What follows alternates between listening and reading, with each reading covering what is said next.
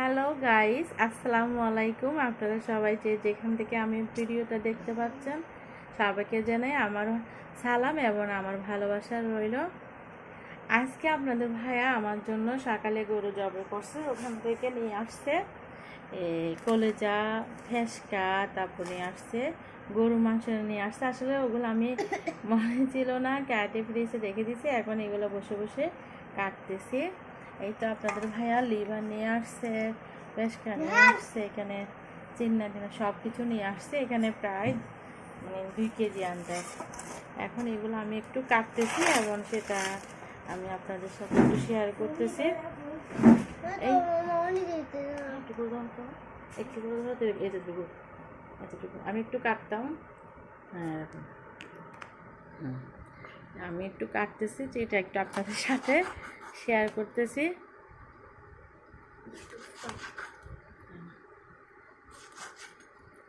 এই তো আসলে অনেক ফ্রেশ। আজকে সকালে জবাই করছে, এই 7টার দিকে আমার জন্য নিয়ে আসছে। 7টার দিকে, এখন প্রায় 8টা বাজতেছে।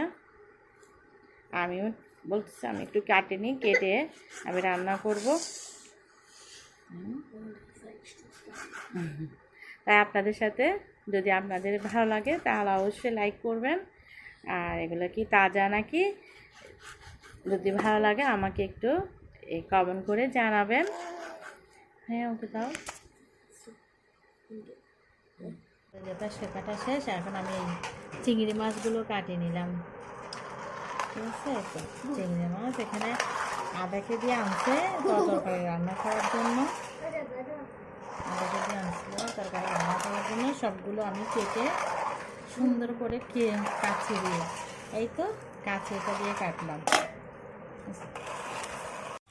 এখন আমি ভালো করে একটু হলুদ দিয়ে, লবণ দিয়ে ভালো করে চিংড়ি মাছগুলো ধুয়ে ধুয়ে পরিষ্কার করে ফেলতেছি।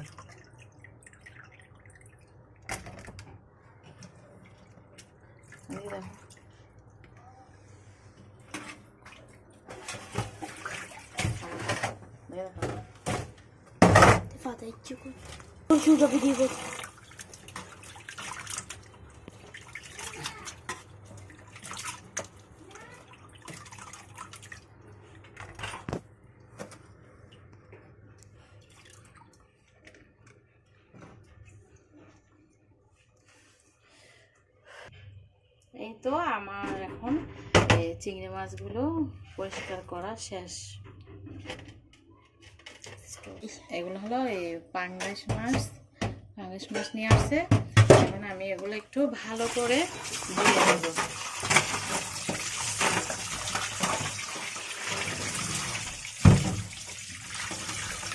আমি ভালো করে ধুয়ে পরিষ্কার করে আপনাদের মাঝে আবার আসবো।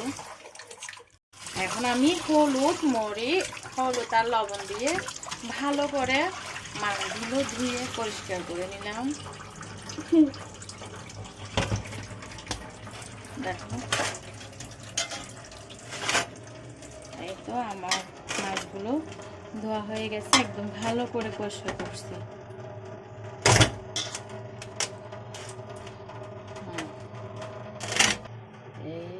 এই তো আমার চিংড়ি মাছ ধোয়া হয়ে গেছে। এখন আমার মাছ ধোয়া হয়ে গেছে। এখন আমি আস্তে আস্তে ফ্রিজে কিছু রাখবো আর কিছু রান্না করব। আমি এখন ওই চিংড়ি মাছ দিয়ে সবজি রান্না করলাম। এই ফুলকপি বেগুন দিয়ে চিংড়ি মাছ দিয়ে রান্না করলাম।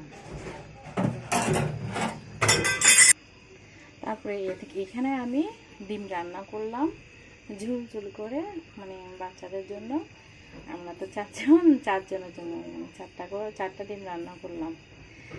আমি অন্য মাছ রান্না করি নাই, কারণ এখানে আমার উপরে বড় আব্বুদের ওখান থেকে কিছু ভাত দিয়েছে, ফ্লাওয়ার যেগুলো দিয়েছে, এখানে আমাদের 4 জনের হয়ে যাবে। তারপরে এদিকে গরু মাংস, আলু মুসলমান দিয়েছে আর কিছু, এই জন্য আমি আর অন্য কিছু রান্না করি নাই। তো আমি আজকে সবজি রান্না করছি, কারণ ওখানে ঝোল নাই, তাই ডিমটা ঝোল দিয়ে ডিমটা রান্না করলাম। আর আজকে এগুলা দিয়ে আমাদের হয়ে যাবে। আর আশা করি আপনারা ভালো থাকবেন।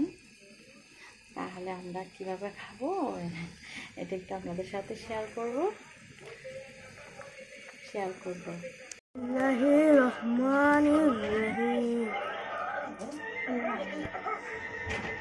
তো এখন চিকেন দিয়ে, ডিম দিয়ে, মাংস দিয়ে আমরা ভাত খেতে বসলাম।